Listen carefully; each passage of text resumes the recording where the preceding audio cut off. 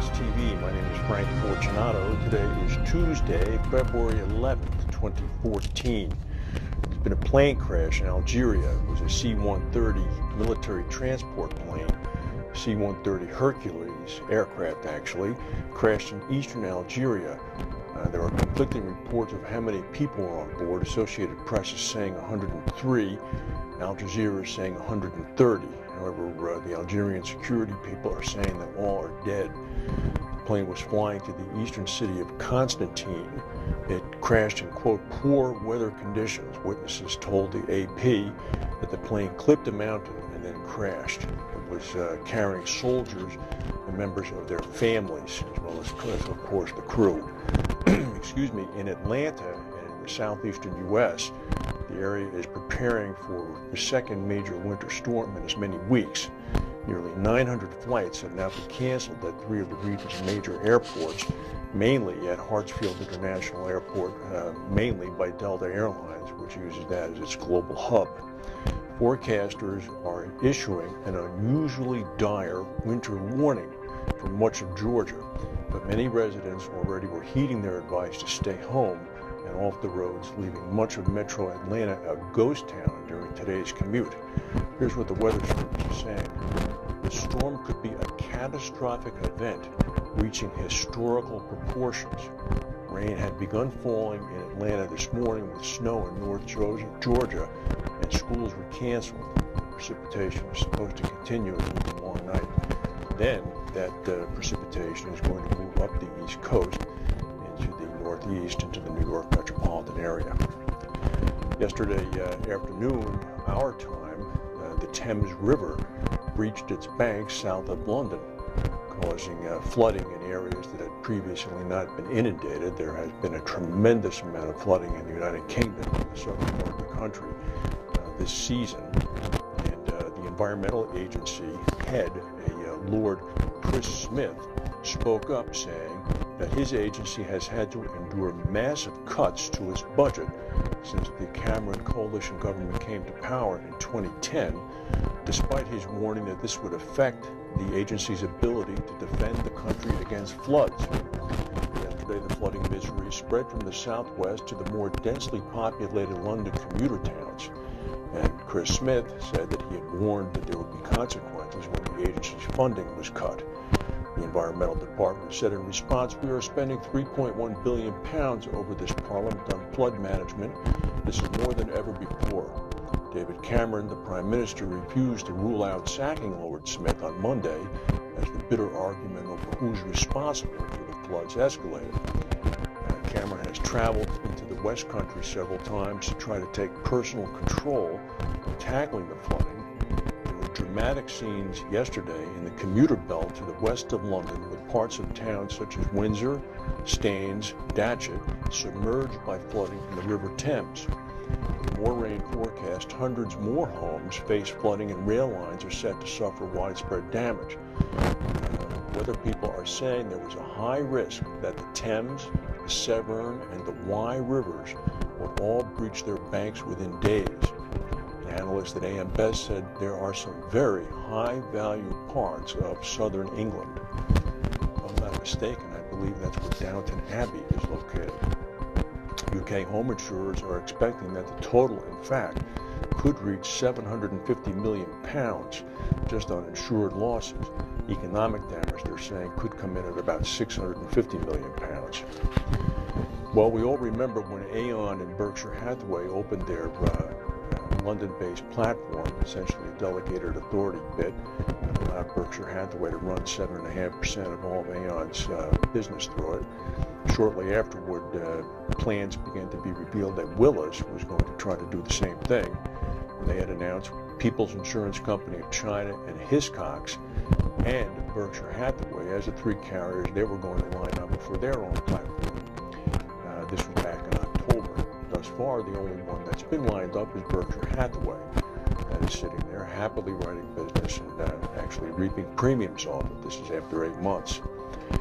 Sources told the Insurance Insider that Willis is facing difficulties because of people insurance companies' lack of international licensing proving an obstacle. And although talks with Hiscox have not formally ended, it's understood that they're currently stalling out. Willis has been at pains to stress that their platform, called Global 360, is different from the unpopular Aon Berkshire sidecar because it's a multiple carrier facility. They said we're inches away from having a number of non-Berkshire people on it, and I think it would be inappropriate to report this as a Berkshire sidecar. As of right now, and for the past 8 months, only Berkshire has been in it, so I don't quite know what they're saying. Sources are saying that Willis is in talks with another Asian reinsurer, while a major London market participant has already been linked with the initiative. Sources say as well that a 20% share, which is what Willis 360 will have, across the London-led portion of Willis's book in lines like property and casualty, marine and aerospace, could comfortably generate hundreds of millions of dollars of premium for carriers that tendered capacity. The deal would take the form of a huge binding authority, with Willis receiving additional remuneration. Marsh McLennans, the parent company of the big broker Guy Carpenter, saw its fourth quarter profit increase by 10%, helped by steady organic revenue both at its Marsh insurance broking unit and at its reinsurance intermediary Carpenter. Marsh recorded adjusted earnings of about 57 cents a share for the final 3 months of 2013, up 5 cents from the same period last year. And it also showed Carpenter increasing its organic revenues by 6% to $209 million, which is actually quite good considering this is a very well-documented downturn in the reinsurance pricing market. Chaucer, Singapore, and the London syndicate Watkins have taken leading lines in the construction cover for Prelude. Prelude is the largest ever floating liquefied natural gas facility. Its value could be anywhere from 10.8 billion US to 11.5 billion US. The project is 67% owned by Royal Dutch Shell. It's being built right now. It has been under construction for 14 months. It's going to be finished in 2017. It's being built in a shipyard of Samsung Heavy Industries in South Korea. It's a big project. The London market sources are indicating that the construction program consists of a $3 billion layer in excess of $300 million, which is the primary layer. That's written in Singapore and led by Chaucer Singapore, with Watkins coming in at the second position. There's also a $3 billion excess of $3.3 billion excess written in London, which is led by Catlin. It's understood that about 20 Lloyds syndicates are participating in this Marsh Place multi-layer tower, and this is all only for the construction. Once it moves into operational mode, the bid will be put out again, and more people will come on, and some people will go off. Here's some interesting news. Citizens Property Insurance Corporation, which is the insurer of last resort in the state of Florida, it's run by the state of Florida, it's backed by the state of Florida through its bonding capability, has finally seen its policy count dip below 1 million. This is for the first time since August of 2006. In a statement, Florida state-backed insurer Citizens said that its latest policy count showed 942,000 policies in force, a 36% fall from a high of nearly 1.48 million in 2012. Exposure on Citizens' books has been slashed by 41% from a high of $515 billion from 2011. Why is this happening? Why are people in the commercial sector interested in writing risks in Florida?